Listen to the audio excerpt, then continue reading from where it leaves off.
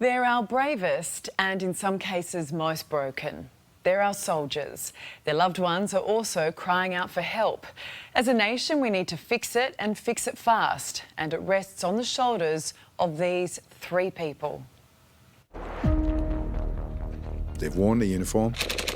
They've done everything we've asked them to do. They've put their life on the line.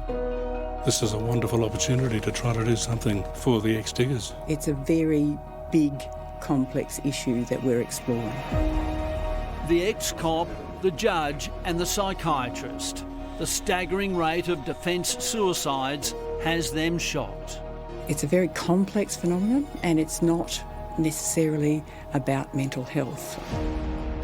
Three professionals determined to right the wrongs in our military.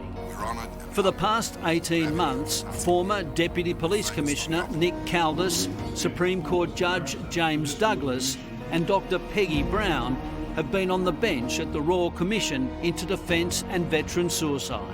We are aware of around 1,600 suicides among the military and veteran community since 1997.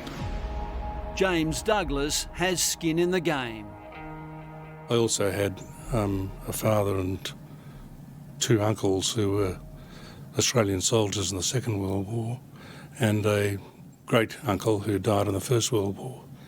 So I do feel some commitment. All three want to ensure those who serve and have served are given the support they need. It's quite clear that people can suffer trauma in war and not really suffer the full effects until decades later.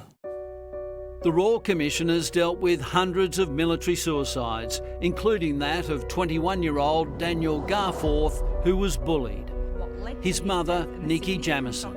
Losing a child is the most devastating thing a parent can ever go through in their life. My name's Dave Finney and I'm a petty Former Navy officer David Finney took his life. He was 38. His mother, Julianne.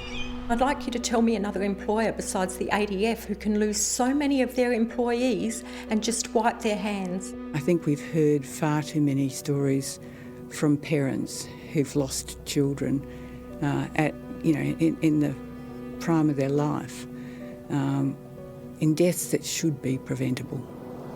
The Commission's final report is due next year. At the senior ranks there's been quite good cooperation, but it's not enough. We need to find a way to reach into the lower ranks. And there's been some pushback.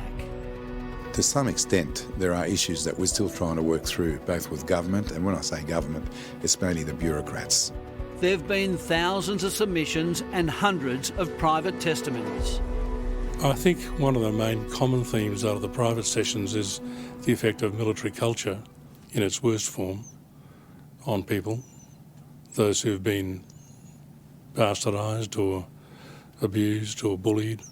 I've seen countless women in particular, but not just women, with quite horrendous stories of sexual abuse, and I find them quite disturbing.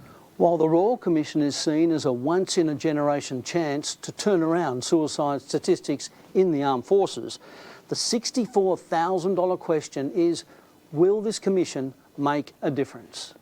What's going to happen when the Royal Commission finishes? We're aware of hundreds of recommendations that came before us, dozens of inquiries that came before us, and frankly, not enough has been done. After 18 months, they believe they've identified the issues. Now they're turning to the next phase. Looking at how we can solve the problem as best we can by putting up recommendations that are both practical and feasible and likely to be implemented. The stigma that's attached to putting your hand up is definitely there, and we're going to do everything we can to recommend steps to try and remove that.